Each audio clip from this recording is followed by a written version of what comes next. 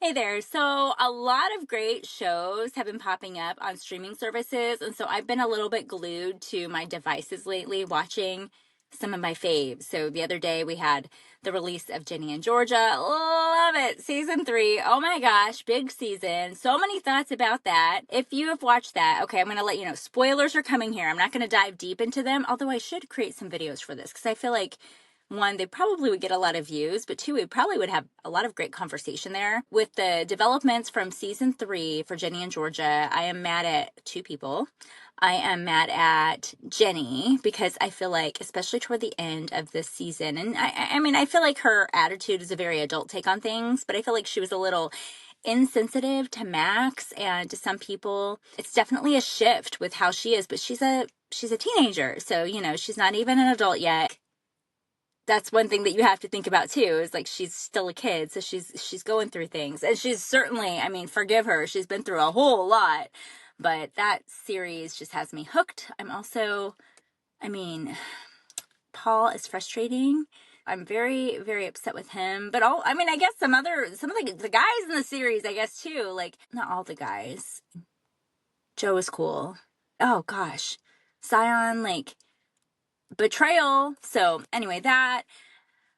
Earlier, this past month, we had The Secret Lives of Mormon Wives. So, of course, I dive into that. It's just trashy reality TV, but not really reality. Some people are really like, I've been looking at Reddit threads. I have no life. People are really into like deep diving into the social media, what's posted versus what's on the show, what's real reality. Here's my reality. Nothing is real on reality TV, and some parts of it are, but I think what we see on a television show that it thrives on drama, that needs people to return to it. They want to have the juice. They want to have that tea. They want to read and figure out things between the lines. What we're seeing is probably not a fair representation of what is true. Are these people from Utah? Are they Mormon? Yeah, although some are not necessarily really involved with the church. But aside from that, you see some people who claim they're not friends and pop up online and show that they're on their platforms together to probably stir up some stuff so they can get a lot of clicks and likes and reposts or whatever. But it's just, that's not reality. But I still love it. It's just one of those things that people are really diving into it. And I'm like, oh, honey, that's not true. But most recently, this past week, I finished up in just a handful of days Netflix's release of season 2 of America's Sweethearts, focusing on the Dallas Cowboys cheerleaders. And I will probably create a video about that. But I would say it's very satisfying to see this perspective of the team. It's very romantic, the documentary feel of it. And for me, watching these shows, it inspires me as a storyteller to come up with different creative camera angles and different visuals for what I do in television news. So, I mean, I'm getting inspiration from really odd sources. I feel like you would think that people would just be like, watch your competitors, watch whatever. Well, your true competitor in TV news is not, it's not necessarily the station across the street. I feel like it's the web, it's Google, it's streaming, it's Netflix, it's Hulu. So if you're not in those spaces too, you're missing out. So my take to you, but oh my gosh, America's Sweethearts. I need to do a deep dive on that. I want to put a video up on that because I feel like there are so many great nuggets from this, but I will say the most satisfying part of it all that was discovered at the very end of the series, so that 10 episodes, I believe, the cheerleaders are finally getting fair pay. The frustrating part, of course, of all that is that cheerleaders across the board for NFL probably are not going to get that. But they were making something for some of them close to maybe like $35-$40 an hour. And now they're getting paid over $100 an hour. But you have to think that the time they invest on the field is so much more than just that. I mean, these women, their bodies they have to really dive into their health and being physically and mentally strong.